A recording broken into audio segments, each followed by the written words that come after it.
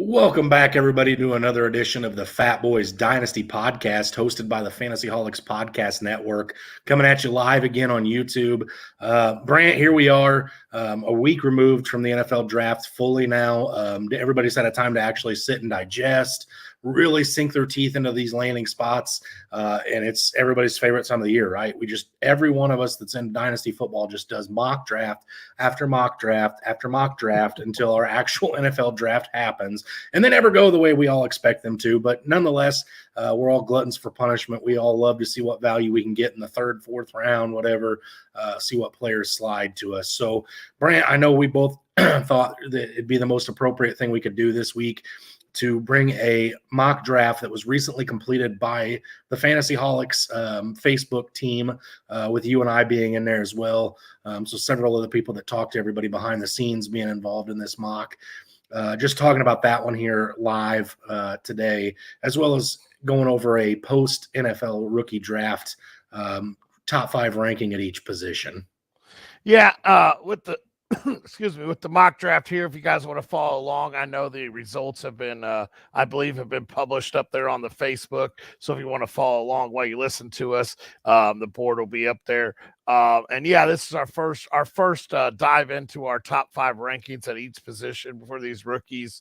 As training camp news comes out, as more of the depth chart news comes out, some of the rankings will fluctuate. That's why we didn't want to get too deep into it. Top 5 will probably remain roughly the same for us, barring any injuries or huge news coming out. Right. And it'll be the real interesting thing, Brant, to figure out is where these guys fall into our consensus overall rankings when we break down each position fantasy wise. And I think there's definitely some names here that we're going to see again as we start ranking these positions, which is something you and I are going to start moving into here shortly, probably. But without further ado, let's go to the quarterback position. Let's do 1 through 5, but let's start at the back half and work our way up. So you tell me who you have at number 5, Brant. At number 5, I have Hendon Hooker going to the Detroit Lions. I also have Hooker there. And I think we're both in consensus that, not a great opportunity for playing time early this year, but if the Detroit Lions decide to separate from Jared Goff, there is an avenue for Hendon Hooker to have some relevancy outside of the rest with Hooker. And even in the conversation, Hooker and everybody else in the rest of the draft outside of these top 4 kind of just meh. But Hendon Hooker's got the best upside in my eyes. Yeah, Hendon Hooker, the biggest knock on him is obviously his age and how he's going to come back from this injury. We saw him have a very good very good last year there in Tennessee prior to him getting hurt. He is guaranteed to at least get a sit 1 year behind Goff before he has to be thrown to the wolves of playing, if he even is. But yeah, it's like you said, he's got the best chance of seeing the field earlier than some of the other ones in my mind outside of our top 5. And mind you guys, these are our dynasty rankings. So when we get to talking about some players later, it may be a year or two before you see their actual value, but the value is there I think the value is there for Hooker, especially in, like I said, we'll get to talking about that in our mock draft of where he falls. Sure. Okay. Number 4, Brant, we in consensus on this one too. Will Levis at 4. Will Levis. Absolutely. Okay. Again, with Will Levis going to the Tennessee Titans, they trade up to get him. He does fall out of the first round in the NFL draft, but they traded up to get him early in the second. So maybe the quarterback of the future in Tennessee. And if things start out slow in Tennessee, which I think they probably will in that division, maybe we see Will Levis a little sooner than some expect. Yeah, with Will Levis, he's got a big, strong arm. I think he elevates Treylon Burks a little bit when he does get on the field. And they did try to trade back into the first round in order to get his 5th-year option. So I think that they are starting to already see him as the future, maybe not the right now. Okay, fair enough. Number 3, this is where we could start to have a little bit of a difference of opinion. We'll see. Who do you have at 3, Brant? I actually have Anthony Richardson down there at 3 now. I originally had him as my 2. I did drop him a spot just because, in my mind, his landing spot in Indianapolis, it's not shaky to where he won't be the starter. It's shaky because they want to pound the ball with Jonathan Taylor and may not allow him to use his legs as much as he needs to or as much as he can use them. Okay, at 3, I have CJ Stroud. I think out of the top three guys, CJ Stroud fell into the worst weapons out of all of these guys. Definitely some question marks coming out of the draft about his, his IQ, his progression ranks. I know when I did my independent study of CJ Stroud early, which I'm no expert, I know for me, it looked like he struggled to get through his progressions, even when you're talking about guys like, Marvin Harrison Jr., Chris Olave, Garrett Wilson, Jackson Smith and Jigba. So when you're struggling to get through progressions with guys like that, what are you going to do when it's Nico Collins, Robert Woods, and Nathaniel Dell catching passes for him? So for that reason, I have CJ Stroud at 3. Yeah, and I have him as 2 just because once again, it's they have a young core down there. They're trying to build something there in Houston, and I like his future upside. I like I don't know if he finishes as the second best QB this year. Out of these QBs, but I do like his upside with that young core, and now he's there, so he gets to build with that core, and that's really kind of how I had it. I know Indianapolis, the line is getting a little older, so that's kind of where I had them. I kind of had them 2A, 2B with Richardson and CJ Stroud. It depends on who gels with their team first, in my mind. Okay, fair enough. That's your 2. So my 2. I have Bryce Young. Bryce Young, I think is probably the most talented quarterback in this league. His size just scares the absolute dog crap out of me.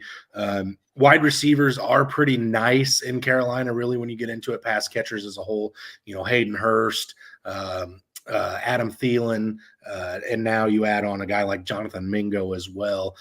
So I'm definitely not hating his landing spot. I do just think that, Carolina's offensive line's not the greatest as it is. I think he's going to be under some pressure year 1, and I'm just not sure that Carolina or Bryce Young live up to expectations. I do think Bryce Young has the best career out of this draft class. Year 1, though, does make a difference. And so that's why, for me, I have him at number 2. So obviously, Brant, you have him at 1. Yes. And I have Richardson. So tell me why Bryce Young should be number 1. I have him as 1. He was the first one off the board. Carolina was a team that was in, they moved off from McCaffrey and still found themselves in a lot of games. I know their line wasn't rated the top 5, or top end there, but they were getting some time with who they did have running the ball and who they did have under center. I like the Terrence Marshall, DJ Chark. I like the veteran wide receivers to really help with the younger guys and to help develop him. And one of the reasons he kind of moved ahead of everyone else is he has a guy there like Adam Thielen to really work with and mentor. We've seen Adam Thielen's work ethic, and I think I'm really hoping that rolls in with Bryce Young. His size is the biggest issue for me as well, too. Yeah, so for me, Anthony Richardson's number 1, and Brant, I was very slow to get on this train. Post combine here. And I wasn't sure I'd ever get on the train, but I went back and did some more independent research on Anthony Richardson post draft. And when you're the best graded quarterback ever in the history of the combine, it speaks volumes to what you have going technically for you and what your raw talent is. And if anybody's going to address this and bend this guy to their will, it'll be Shane Steichen, who's now the head coach of the Indianapolis Colts. And you mentioned earlier Jonathan Taylor and wanting to pound the rock. I think for a young quarterback, having a guy like Jonathan Taylor as a backfield mate is just going to be pay huge dividends for Anthony Richardson. And out of all these quarterbacks, he has the best weapons in my mind to catch passes from him and Alec Pierce, Michael Pittman, and then again the aforementioned Jonathan Taylor. So when you combined his athletic ability with who he's got catching passes from him, for me, it's just too easy to have him up there at number 1. All right, so we're going to go through these running backs a little quicker here. We're not going to have time for our mock draft. So at number 5, who you got, Brant? I got Roschon Johnson. Okay. Going to Chicago. I think there's nothing in front of him that really scares me. Foreman's on a 1-year deal. Herbert was a 6th-round draft pick. Johnson, I went back and I watched some film on him this past week, and he was really impressive. He has a great skill set, and I think he has the ability to really jump both of the other two there by midseason this year. Yeah, I love Roschon Johnson. Did not crack my top 5 here. I've got at number 5, I've got Zach Charbonnet out of your Seattle Seahawks. My biggest issue here with this is he was arguably the third best running back in this class. Fell to a landing spot. Granted, I know the draft capital's there. Seattle spent up to get him with that draft capital, so that's reassuring. But the fact that it's going to hurt either him or Walker. Walker was pretty good last year, and the fact that those two guys are going to be tied together for almost the entirety of both of their first contract, is enough to scare me off of Charbonnet any earlier than number 5 for me. I have Charbonnet at number 4, and that's just because with the skill set he possesses, the skill set Walker possesses, I said it last week, I think both of those guys wind up in my running back 2 range, and I absolutely love what he brings to it. And I think it's going to be close to a 50-50 split, but I think they both have the value there. Okay, at number 4 for me, I've got Kendre Miller out of New Orleans Saints. And like you alluded to, Brant, this is more of a dynasty pick than it would be a redraft, even with the fact that there's going to be some kind of a suspension for Alvin Kamara, most likely. But Kamara, whether there's a suspension or not, is going to be 28 years of age this year. Jamal Williams isn't getting any younger, and Kendre Miller comes into a spot where if he can, establish himself at all this year, next year he could be the guy leading that backfield. So this is more of a future pick than a current pick, but I do like how he projects this year as well. I absolutely don't mind that being inside your top 5. He was right outside of mine. It was between him and Johnson, really. They're at my 5. So absolutely, everything you said is spot on with him. All right, who do you have at 3? At 3, I have A-Chain there in Miami. He's got 97-year-old Raheem Mostert and 52-year-old Jeff Wilson Jr. in front of him, who both can't stay healthy for a whole season. You got the gas can there, but we know they apparently don't really like him because they can add anybody ahead of him. I'm sorry. I know we got a guy in our league that absolutely loves him. I'm sorry, you probably don't want to hear this, but A-Chain I think is going to start out as number 3 and slowly creep up that depth chart. This means, Brant, that we are consensus 3 through 1 because I also have Devin A-Chain at 3. Like you alluded to, definitely going to be a huge factor in that backfield just because nobody can stay healthy when it comes to Jeff Wilson and Raheem Mostert. And on top of that, can you imagine putting the speedy guy like Devin A-Chain in there for a defense coming into it? Do you drop your safeties down to cover the box and get burnt by Waddle and Hill, or do you drop your safeties deep and let them not get burnt over the top by Hill and Waddle and let Devin A-Chain have 10 yards of running lane before he sees the safeties? Not my problem. That's a problem for opposing defensive coordinators facing the Miami Dolphins each week. But yes, give me all of Devin A-Chain at 3. So at 2, I'm assuming we both have Gibbs. Yes. If you want to talk about Gibbs here. Great landing spot. They shipped Swift. He's got a great skill set. We both had him as the number 2 back prior to the draft. And the only thing I have to say is David Montgomery is still there and probably will vulture quite a bit of touchdowns this year. But I think Gibbs will be just fine in that backfield. I think he'll take over between the 20s for the majority of the backfield. Yep, well said. And at number 1, that means we both have Bijan Robinson. I'm going to step all over your little toes here, Brant, and talk about my Atlanta Falcon. This pick this guy is transitional. He's going to be a generational talent at running back. He is already, for me, if I had to put down my rankings, he's at least top 3 in Dynasty, if not number 1. Coming into the league, he is currently spending his time this offseason working out with Jamar Chase. He's going to be very, very well-versed, well-rounded in his ability. And this guy should be the consensus number 1 in rookie drafts, whether it's Superflex, IDP, or just standard rookie drafts. He should be number 1. Best landing spot for a running back is all I got to say. He was the best back in this class, and he got probably the best landing spot behind your guys' line that you guys have really are starting to build up. Going to one of I believe you guys did lead the league in rushing attempts last year. So second in attempts, first in efficiency. Well, I believe he will take at least 90% of that work probably over. At least. All right, moving into the wide receiver position, Brant, who do you have at number 5? I have Zay Flowers. I absolutely hate the landing spot he has. I've been on the Bateman train. Obviously, they don't trust Bateman. Bateman was the 27th overall pick 2 or 3 years ago. So he's stuck with, it will be Bateman and Flowers and OBJ probably for 1 year. I don't trust Lamar. I don't trust that passing game. Zay Flowers, being how explosive he is, though, he does stay inside my top 5 because one short slant route and he could take it to the house. Okay, fair enough. I have at number 5 Jonathan Mingo out of the Carolina Panthers. Again, this one's just simply due to the fact that they got him in the second round. He was a guy that they said, hey, he's going to be our guy of the future. We're going to pair him with Bryce Young, and Bryce Young and him should have many years to gel together. Whereas, Terrence Marshall, I think at this point, it's kind of a failed experiment. And we both know at this point, Adam Thielen and DJ Chark are both just exactly what they are. They're DJ Chark and Adam Thielen at this point in their career. Yep. All right, Brant, who do you have at number 4? I have Rashee Rice going to the Kansas City Chiefs. In my mind, best landing spot. They don't have a true number 1 wide out there. I know they would like Kadarius Toney to be that, and they did say he would be that. I believe that came out today or yesterday. Rice, I loved him prior to the draft. He was slowly creeping up my board as I got more and more research on him. Big body guy, great red zone target to help Kelsey in the red zone. I absolutely love Rice, and he's paired with Patrick Mahomes for the foreseeable future. So give me one of the best weapons, or give me a great weapon with Patrick Mahomes, and that he's not going anywhere after 1 year like Juju did. So I absolutely love him for future value and this year.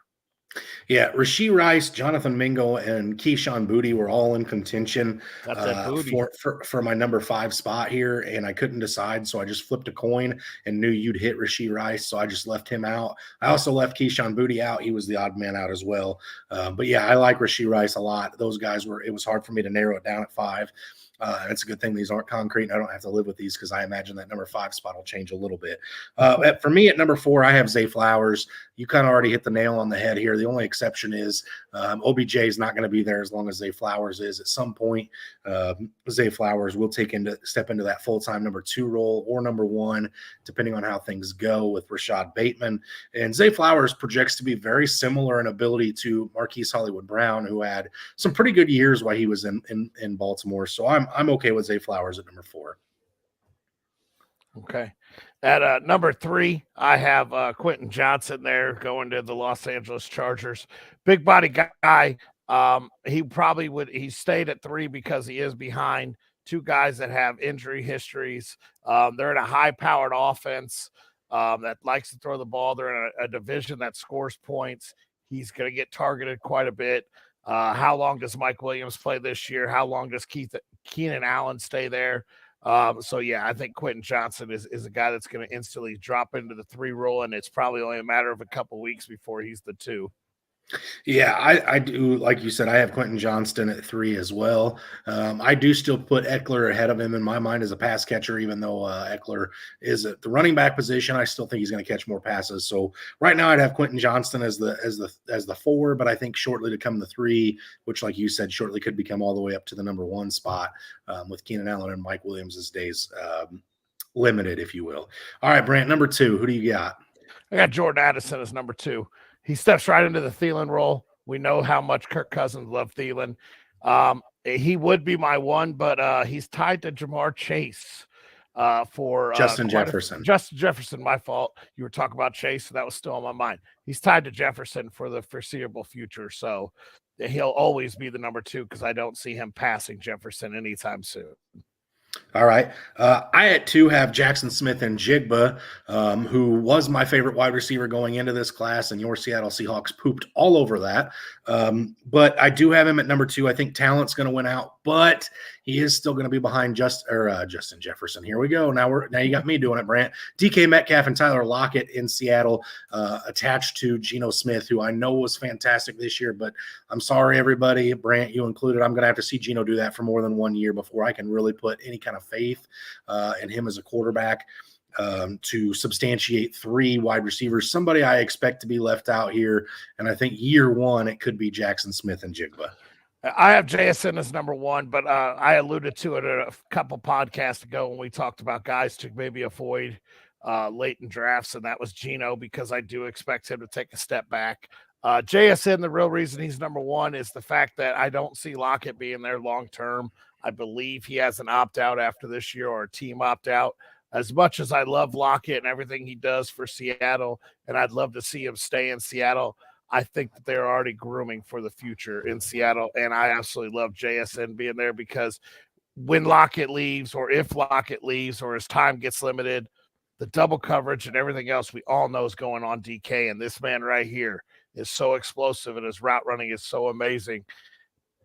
I don't see how Geno or our future quarterback doesn't at least have two top 24 wideouts. Okay. Just like you alluded to with Jackson Smith and Jigba, Jordan Addison walks in this year as target option number 2 in a Kirk Cousins offense, which isn't a whole lot better than Geno Smith. But I don't expect Jackson Smith and Jigba to pass DK. I don't expect Jordan Addison to pass Justin Jefferson either. But we all know that Adam Thielen role has been very, very nice for fantasy for quite a while. Going into the year, this year in college football, Jordan Addison was the number 1 prior to the start of the season. He slowed down, didn't really gel real well right off the bat with Caleb Williams at USC, where he had transferred from Pittsburgh. And I think that was a big knock and a reason why he slid. But he's uber talented, uber athletic. And I really, honestly, with these 2 top wideouts, I don't think you go wrong with either one of them. Honestly, I really don't. I just think you're going to get more year 1 out of Jordan Addison than you do Jackson Smith and Jigba. But they both project to have very good careers fantasy-wise. Absolutely. Let's jump into the tight ends. I'll hit my 5 first because you and me talked about this. I have a tie right now. It's Luke Musgrave and Tucker Kraft. That's a camp battle. That's the Green Bay tight ends. They are drafted, I believe, in the 3rd and 4th or 2nd and 4th. Whichever one wins that battle is going to win over that number 5 spot. So both of them will have a great upside in that offense. So I think either one of those guys could easily become Jordan Love's new best friend. Yeah, Luke Musgrave in the 2nd, Tucker Kraft in the 3rd. That's also who I have at 5, Brant, after I sat down and looked at it after talking to you earlier. I couldn't pick one of the 2 of them over the other. I do tend to lean that I like Tucker Kraft a little bit more out of South Dakota State than Luke Musgrave, which I know you and I have had these conversations in person. But yeah, whichever one of them wins it, I think is going to be very electric. All right, moving on. At number 4, who do you have? Luke Shoemaker there in Dallas. Nothing's in front of him. I literally looked at the depth chart, and Jake Ferguson was the only thing on the depth chart. I know there's a lot of mouths to feed there, but we have seen it in the past with Dalton Schultz that Dak Prescott does like his tight end. This guy could instantly walk into a nice role there. Okay. I went a little off the cusp here, Brant, so stay with me here. Number 4, I have Brenton Strange out of Jacksonville. I know year 1, this is probably not going to be a great, sexy pick, just simply due to the fact that Evan Ingram is back in town. But the numbers Evan Ingram put up last year with Trevor Lawrence, if and when that role does get turned over to Brenton Strange, those numbers will be there for him as well. I went back and watched a little bit of his tape this week at Penn State. I was already excited about this tight end class. This is just another guy that made me more excited. Draft capital's there. This guy eventually takes over for Evan Ingram, tied to a guy like Trevor Lawrence, who I think is still on the upswing. If you remember right, Brant, you and I have both said that really his Trevor Lawrence's rookie year was this last one, and he took leaps and bounds. So I expect him to keep doing that. Number 3, Brant, who do you have? Number 3, I have, unfortunately, this one hurt me right in the heart to write this name down because he was my one for the longest. That's Michael Mayer. I like the landing spot. He's going to enter the Darren Waller role, but the issue is there's so many mouths to feed. Mm-hmm. And Jimmy Garoppolo isn't that guy to push the ball as much downfield. He's a system quarterback. He does great leaning on the play action. I think Mayer has a very good first year, but it's I think the other 2 guys had the upside is way too much more, and this one hurt a little bit there with Adams there and Renfro there. And I know I'm missing. Jacoby Myers there. And Josh Jacobs. It'll be hard for him to see, be able to sustain great fantasy numbers until that thins out a little bit. Sure. Michael Mayer is my 3rd as well. And honestly, had Jimmy G not been under center, I could have seen myself pushing Mayer down to 4th or 5th potentially. But we do know one thing about Jimmy G, and it's that Jimmy G loves himself some tight ends. So I do expect there to be some production at the position for Mayer. But like you said, he's going to be down the pecking order a little bit to start his career. So number 2 and number 1, again, I assume we have the same here, the top 3. You want to? I'll take number 2. You get number 1 this go around. How about that? Okay. So at number 2, I think we're both in agreement on Sam Laporta out of the Detroit Lions, former tight end from the Iowa Hawkeyes. Again, I went back and did more research on Sam Laporta. I started really growing attached to him probably the week leading up to the draft as I was doing my research. This guy had a 30% target share at the University of Iowa, which is just astronomical for a college tight end.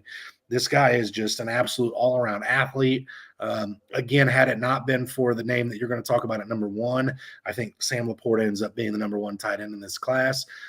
But he does go to Detroit, where Jahmyr Gibbs is going to now be catching passes. Eventually Jamison Williams and DJ Chark. So just due to all of the murkiness that is that, I have him at number 2 still.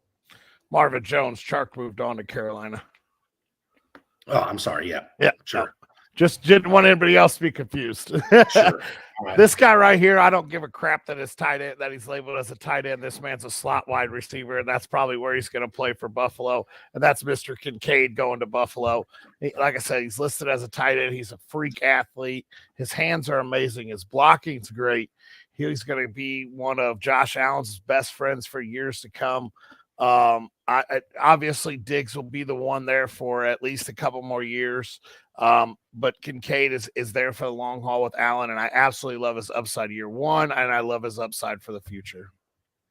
Absolutely. Dalton Kincaid, the man, the myth. All right, Brant, let's get into this mock draft. We're going to kind of do this a little bit differently. We're going to go 6 picks at a time. We'll just talk about a couple we like from each of those groupings. And again, this is one that if you guys want to get on, see who made the picks. Brant, you drafted at the 11th spot in a 12-man draft. I had the 9 spot. Again, this is a super flex dynasty tight end or quarterback premium, obviously, draft. So let's get it right. Started off here. 101, Bijan Robinson. 102, Bryce Young. 103, Anthony Richardson. 104, Jahmyr Gibbs. 105, CJ Stroud. And 106, Jackson Smith and Jigba. Any surprises? Anything you just absolutely hate there, Brant? The only thing that I disagree with, those should be the first 6 picks in my mind. I think Stroud should go ahead of Gibbs in a super flex. But other than that, really, you can't go wrong with any of those first 6 picks. Okay, I agree. I think, like you said, I would have Richardson ahead of Bryce, but I can understand why anybody would do it that way. Yep. There's really no surprises here, just a little bit different order from my perspective. All right, 107, Jordan Addison. 108, Quentin Johnston. I was on the board at 109, pulled Will Levis in front of Zay Flowers at 110. You took Dalton Kincaid at 111, and Devin A-Chain went at the 112. You and me talked about this when that pick hit. I thought I was going to get Will Levis. And then you and me talked about kind of our board right there at the mock. And I believe all 3 of those names are right there. And I think Kincaid probably should have went before Flowers. But other than that, I absolutely love getting Kincaid. Like I said, outstanding wide receiver. I love getting, or tight end. I love getting him at the 111. Yeah. So I could see people saying, how are you going to take Will Levis in front of Zay Flowers, Dalton Kincaid, Devin A-Chain? I could see the argument being made for Will Levis sliding, but again, in his super flex, the fact that the Tennessee Titans traded up, tried to get into the first to get him, he is going to be the future there at some point. So that's why he went. And again, I think, like you said, Dalton Kincaid at the 111 is an absolute steal, let alone somebody getting him in the second round in an actual draft. But nonetheless, I digress. Let's move on. 2-1, Zach Charbonnet. 2-2, Jonathan Mingo. 2-3, Kendry Miller.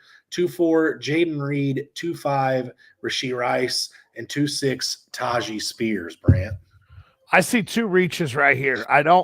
Reed, I think, has a very decent career there in Green Bay.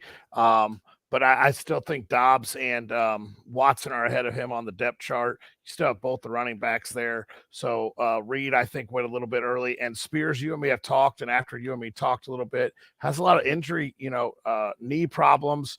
And that could be a reach and could be a one-and-done type of guy. And I mean, he's sitting behind, a guy the most used back in the NFL. But I still don't know how much I believe in him. Yeah, I think Kendre Miller going at the 2-3 is an absolute steal for somebody here. You're getting a running back that I think is going to have some value year one and potentially a starting year running back in year two, getting him in the second round here. As you alluded to, I do think Tajee Spears is a reach. The more and more I learn about Jaden Reed, the more and more I like about him. I don't think he surpasses Christian Watson this year, but I could see the argument made for Romeo Dobbs just based on draft capital and opportunity in Green Bay. So that's another one we'll have to do a little bit more research on and dive deeper. 2-7, we have Michael Mayer. 2-8, we have Hendon Hooker. I took Sam Laporta at 2-9. Jalen Hyatt went at 2-10. Brant, you took Roshan Johnson at 11, and Marvin Mims went at 12.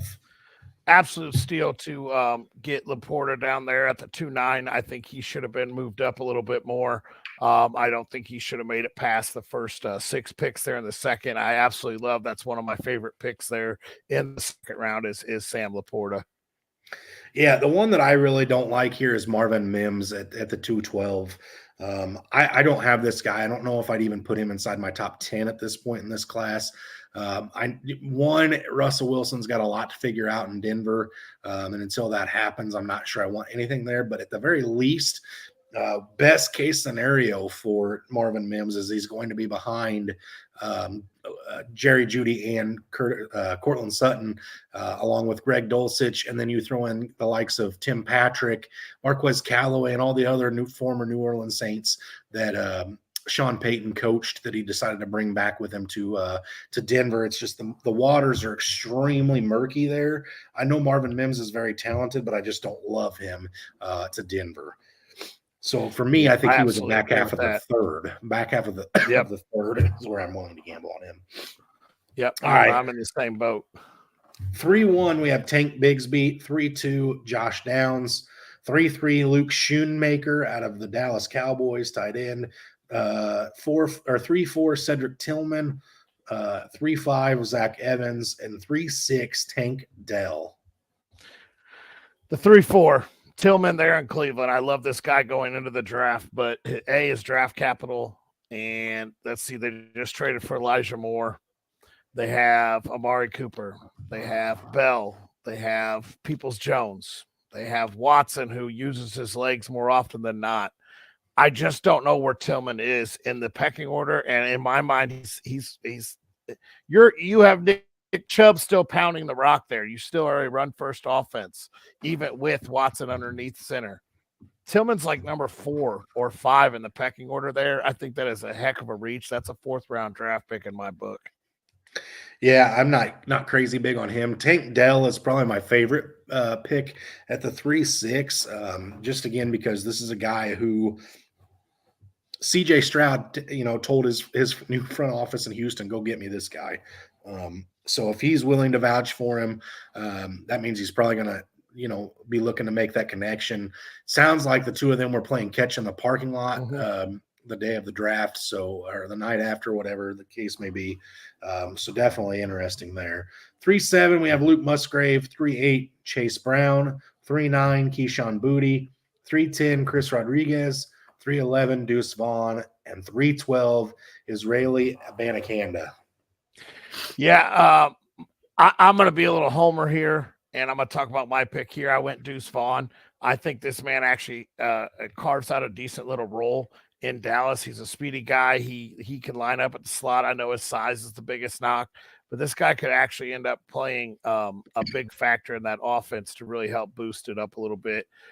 Getting him at the 3-11, it made me extremely happy. Yeah, I'm going to do the same here, Brant. I'm going to not your pick, my pick. I took Keyshawn Boutte at the 3-9. This is a guy who's going in and may walk into wide receiver 1 potential in New England there. I know Juju's there. I know there's a couple other names that they added. But at the end of the day, if you go back and look at some of the performances that Keyshawn Boutte put together at his time at LSU, there's one game where he had something like 18 receptions for like 320 yards and 3 touchdowns. I mean, he's got all the upside. His draft stock fell. There's off-the-field questions with this kid. But I absolutely love him at New England, and I think he could be the steal of the draft at the 3-9.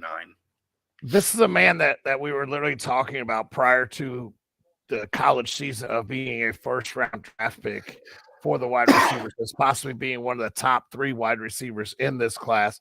And like you alluded to, off the field issues, he had a bad last year at LSU, the up and downs of their quarterback and the up and downs of their season. But Keyshawn Boutte, like he's an amazing athlete, and falling to New England might be the best thing for this kid. You're under Bill Belichick. You're underneath one of the best coaches in the NFL, if not the best coach in the NFL. I think he gets his head on right, and I think that is the absolute steal of this draft, regular draft and fantasy football drafts. Absolutely.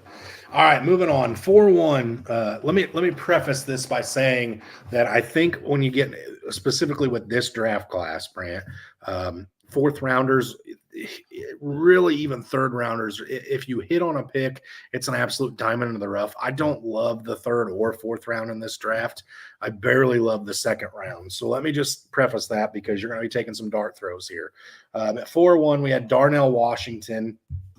4-2, Sean Tucker. 4-3, Eric Gray. 4-4, Dwayne McBride. 4-5, Michael Wilson. And 4-6, Brenton Strange. Yeah, one of my favorite picks and one of my favorite sleeper guys in this draft is Washington there at the 4-1.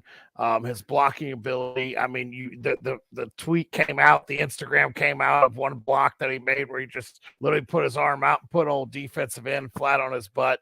This man's going to get on the field for blocking, which means there should be some good upside. And like you said, 4th round, let's throw that dart. And this is a guy that I definitely could see end up sticking.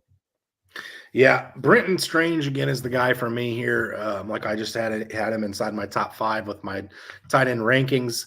Again, it's gonna be a year or 2 before you get that production out of him at that position. But again, I think it's a good problem to have when it comes to catching passes from a guy like Trevor Lawrence. 4-7, Stetson Bennett. 4-8, A.T. Perry. 4-9, Trey Palmer. 4-10, Will Mallory. 4-11, Pukanuka. And 4-12, Tyler Scott. Let's do something a little different. You talked about this being the dart throw round. Explain your dart throw. Why did you take Palmer there? Yeah, so obviously I took Trey Palmer just because he was the fastest clocked wide receiver at the combine. Very quick guy, projects to have that Scotty Miller role in Tampa Bay. Now, granted, obviously it's not as sexy as it was when it was Tom Brady throwing the ball to that guy. But at this rate, just getting a guy that Tampa Bay, I think, is going to have a very down year this year, going to be playing from behind a lot. And sometimes the best way to negate and chase points late is to just get the ball in the hands of the fastest player in your team. And that could very well be Trey Palmer. And I absolutely love your reasoning there because Palmer, like you said, fastest clocked wide receiver in the combine. Well, what does Baker like to do when he's under pressure? Just throw that ball up there and hopefully somebody can get underneath it. This guy could get you so many bonus points come dynasty or come fantasy football time. Absolutely love it. My dart throw, I went with Pukanuka. Los Angeles Rams. Love the name. Gotta love the name there. But I went with him. The fact that there's Cooper Kupp and then Tutu Atwell, Ben Skoranek. What else is really there in the wide receiver room? Van Jefferson. Yeah, Van Jefferson also, who has history of injury. Pukanuka, before you blink your eye, could end up being the number 2 wideout in there. And when you're the number 2 wideout with the Rams, that means odds are there's 4 or 5 guys watching Cooper Kupp. So you get to just kind of roam around there almost wide open and move and get open for old man Stafford. So that's why I took the dart throw. I mean, it's an offense that I think is going to be playing from behind quite a bit. And I think Nuka has very good upside. Yeah, Brant, I don't have a problem with Pukanuka here, and like you alluded to, there's definitely going to be an option for him to carve out a role in that offense. And if I go back and look here, yeah, he had a 5th round draft capital, so I mean he's got a chance now. At 5th round doesn't sound like a whole lot, but you got to remember the Rams didn't have crap for early draft picks in this draft, like their 2nd round draft pick. Yeah, so they spent a premium on Pukanuka in relative terms. So I definitely don't have a problem with that here. I don't even remember the Rams being on the clock when I was down in Kansas City and we left Saturday. So they may not have had a top 3 pick. They may not have. So Brant, that concludes the the mock draft. Again, that was conducted by 12 of us that are on the Fantasyholics page. So if you have any comments, like one person's draft more than the other, don't hesitate to go on there and let somebody know who did a good job, who did a terrible job. If you think Brant and I are stupid, keep it to yourself. Don't put us out there. No, just kidding. If you have a problem with our drafts, call us out. We like to see that stuff. We challenge each other on stuff all the time. We just keep it professional on the show as best we can anyway. So there may have been a few cell phones being thrown over certain little missed letters or misreadings in our time. Sure. So that concludes this week's episode. We're going to come back and do something fun again next week. I know we're going to start working into our player rankings at some point. At some point, we're going to do a startup dynasty draft. So be on the lookout for those things. When we start all that, I'm not sure. We'll get together and get something hashed out, figured out here. But next week we'll come back at you with something decent. Maybe we'll talk about guys we hate landing spots after the draft. Something we'll come up with something. Brant, be back here same time, same place next week. Absolutely. As always, stay hungry and stay fat, my friends.